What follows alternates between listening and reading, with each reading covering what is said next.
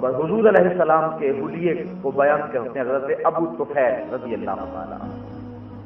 صحابہ میں سب سے آخر میں فوت ہوتے ہیں حضرت ابو طفیل رضی اللہ تعالیٰ۔ 110 ہجری میں انہوں نے وصال کیا ہے۔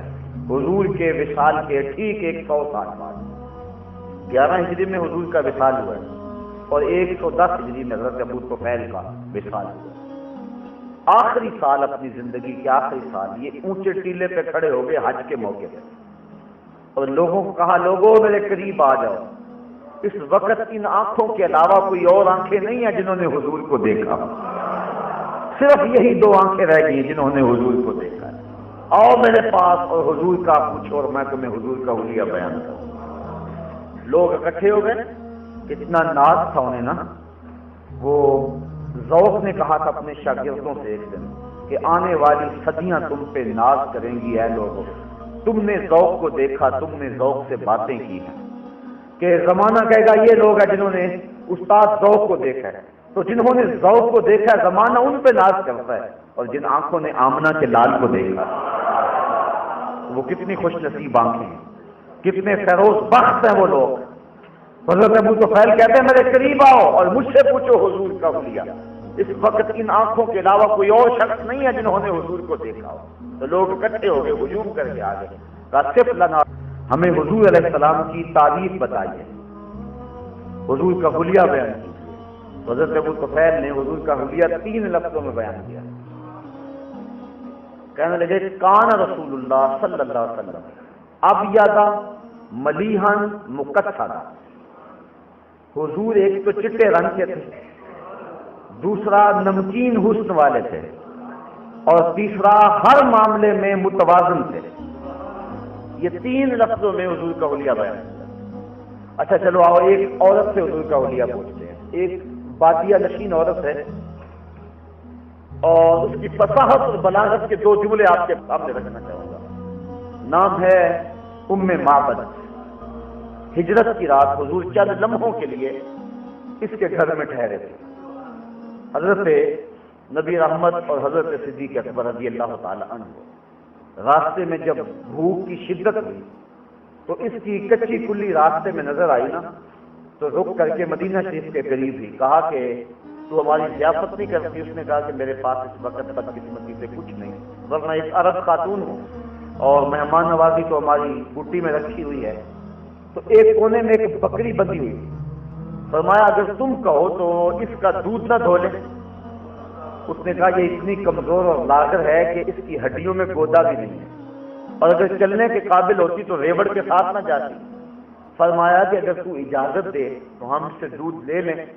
تو اس نے ہنس کے کہا مجھے کیا اعتراض ہے اگر یہ دودھ دیتی ہے۔ تو حضرت سیدنا صدیق اکبر نے اس بکری کو کھولا اور حضور کے سامنے کھڑا کیا۔ حضور نے اپنا دست شفقت اس بکری کے اوپر پھیرا۔ کتب سیر میں آتا اس نے اپنی ٹانگیں چوڑی کر دی اور اس کی کھیری میں دودھ اترایا اور پھر ام معبد سے کہا ذرا اپنے گھر کے برتن لاؤ، اور اس کا دودھ دھو دھو کے اس کے سارے گھر کے برتن بھر گئے۔ حضور نے خود بھی پیا، حضرت صدیق اکبر نے بھی پیا، ام معبد نے بھی، اس کے بچے نے بھی۔ پھر حضور نے دعا دی، برکت کی اور چلے گئے۔ شام کو جب ابو معبد گھر آیا نا بکریوں کا ریوڑ لے کر، تو اپنی کچی کلی پہ انوار اترتے دیکھے۔ پوچھتا ہے یہاں کوئی آیا تھا؟ یہاں کوئی آیا تھا؟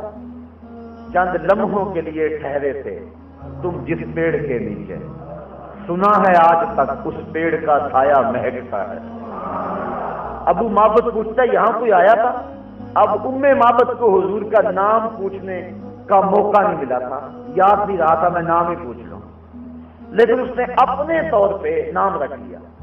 ام معبد کہنے لگی میرے سرتاج، میرے شوہر، جاء رجل مبارک، ہاں مبارک آیا تھا، ایک شخص آیا تھا برکت والا، اور وہ چند لمحوں کے لیے ٹھہرا ہے اور ہمیں مالا مال کر کے چلا گیا۔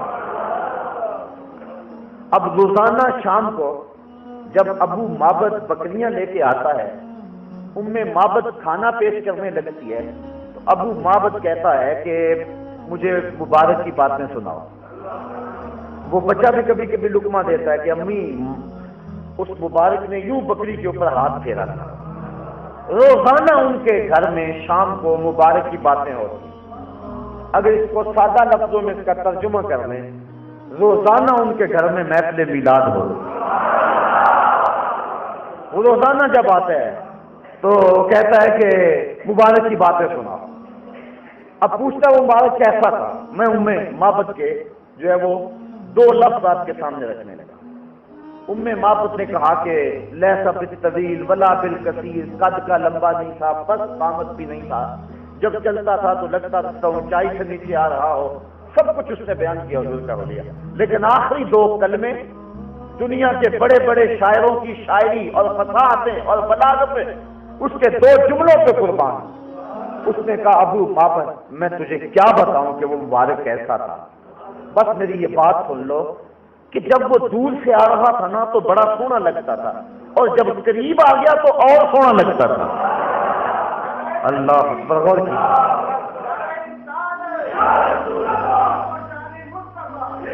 اس نے کہا کہ جب وہ دور سے آ رہا تھا تو سونا لگتا تھا، اور جب قریب آ گیا تو اور سونا لگتا تھا۔ اللہ اکبر۔ اب ان کے گھر میں روزانہ تذکرہ ہوتا ہے حضور کا۔ ایک دن ابو معبد بکریوں کا ریوڑ لے کے گیا، اور معبد اپنے بچے کے ساتھ سودا سلف لینے بازار گئے۔ جو قریبی کو جگہ تھی وہاں سودا نہ ملا تو چلتے چلتے مدینے چلے گئے۔ حضرت ابو بکر صدیق رضی اللہ تعالی عنہ بازار سے گزر رہے تھے، بچے کی نظر پڑ گئی۔ فصاحت طفل یا اماں ہو ھذا صاحب المبارک، بچہ چیخنے لگا، اچھلنے لگا، کہنے لگا امی وہ مبارک کا ساتھی جا رہا ہے۔ تو معبد آگے بڑھی اور حضرت ابو بکر صدیق کو کہنے لگی این المبارک، مبارک کہاں ہے؟ اب حضرت ابو بکر صدیق فرمانے لگے کون سا مبارک؟ کیونکہ انہوں نے نام تو خود ہی رکھا ہوا تھا۔ کہا کون سا مبارک؟ کہنے لگی وہ جس نے بکری کو ہاتھ پھیرا تھا۔ آپ سمجھ گئے یہ تو وہ والی عورت ہے۔ کہا آؤ تمہیں مبارک کے ڈیرے پہ لے چلو۔ حضور سینے مسجد میں بیٹھے تھے، تو حضور علیہ السلام کو جب دیکھا تو بچے نے کہا امی وہ دیکھو مبارک بیٹھا ہوا۔ پھر حضور کے قدموں میں پہنچے، اسلام قبول کیا، واپس پلٹ آئے۔ جب شام کو ابو معبد گھر میں بکریوں کا ریوڑ لے کر آیا نا تو گھر کے اوپر پھر انوار اترتے دیکھے، اور معبد کے چہرے پر پھر وہی نور دیکھا۔ پھر پوچھنے لگا آج مبارک پھر آیا تھا؟ کہا نہیں مبارک تو نہیں آیا تھا، ہم اسے مل آئے ہیں۔ کہا کہاں رہتا ہے؟ کہا جسے دنیا محمد کہتی ہے اسے ہم مبارک کہتے ہیں۔